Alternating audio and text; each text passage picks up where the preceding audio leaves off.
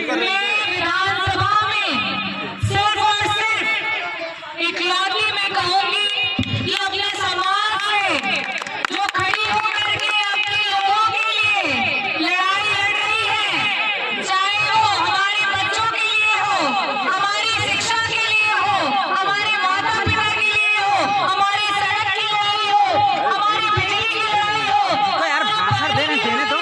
हमारे बच्चों की सुरक्षा की लड़ाई हो, हर बात पे जो आपके समाज की गलत चीजें हैं, जो गलत चीजें हमारे साथ हो रही हैं, उसके लिए जो आवाज उठाई, उसके लिए अवसर दिया समाजवादी पार्टी ने, समाजवादी पार्टी के राष्ट्रीय अध्यक्ष श्री अखिलेश यादव जी ने। आज आप लोगों के बीच में सबसे पहले कुछ अनुरोध करने से पहले मैं समाजवादी पार्टी के राष्ट्रीय अध्यक्ष जी का आभार व्यक्त करना चाहूंगी कि उन्होंने हमारे समाज पे वो भरोसा दिखाया, हमारे समाज में वो ताकत को वापस से जगाया कि हम अपने लिए लड़ सकते हैं।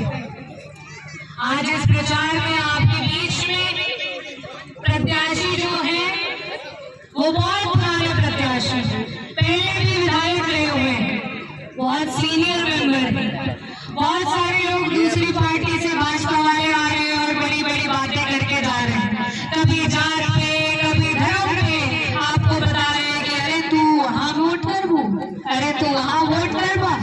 आपको सिर्फ ये देखना है कि आपके लिए लड़ कौन रहा है। आज पिछड़ों के लिए, दलित के लिए, महिलाओं के लिए कौन लड़ रहा है?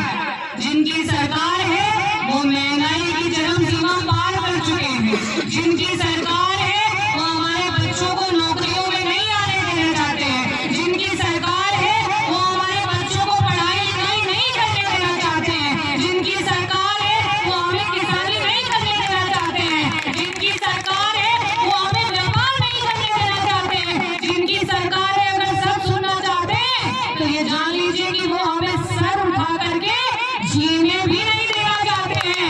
ऐसे लोगों की सरकार है। तो आप बताइए, जो आज चुनाव से पहले हमें डरा रहे हैं, धमका रहे हैं, उनका नारा तो पहुंच चुका है। हमें डराते हैं, धमकाते हैं और कहते हैं कि बटोगे तो कटोगे। तो बताइए, क्या हम डरते हैं उनसे? अरे आपके नारे से डर जाएंगे क्या? अरे ये खटी समाज है, जब उसकी बेटी शेरनी की तरह वहां दौड़ सकती है तो ये पूरे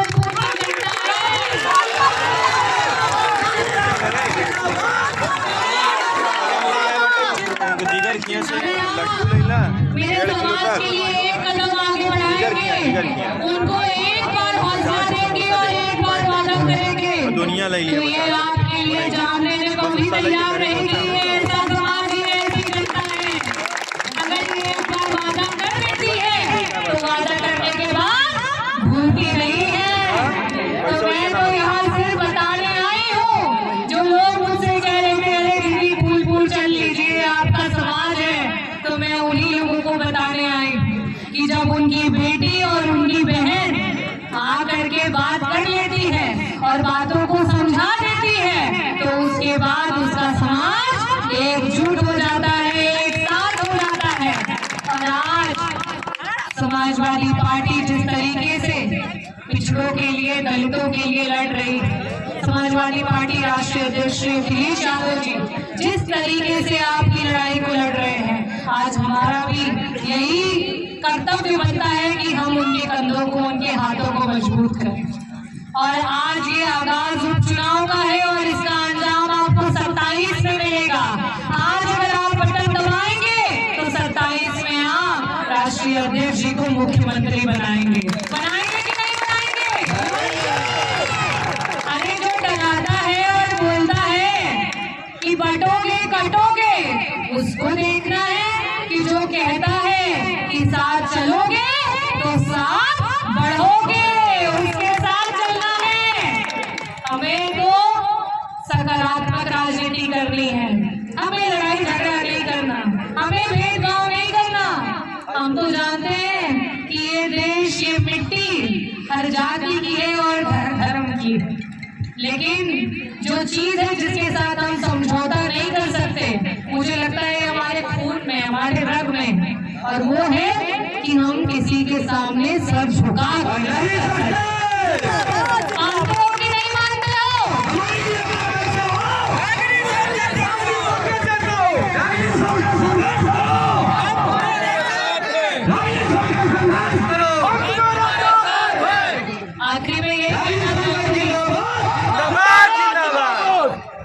आखिरी में यही कहना चाहूंगी कि अपने समाज से कुछ लोगों ने नेता बनने का जो अवसर मिला उसमें जनता की मदद करना कहीं न कहीं भूल गए।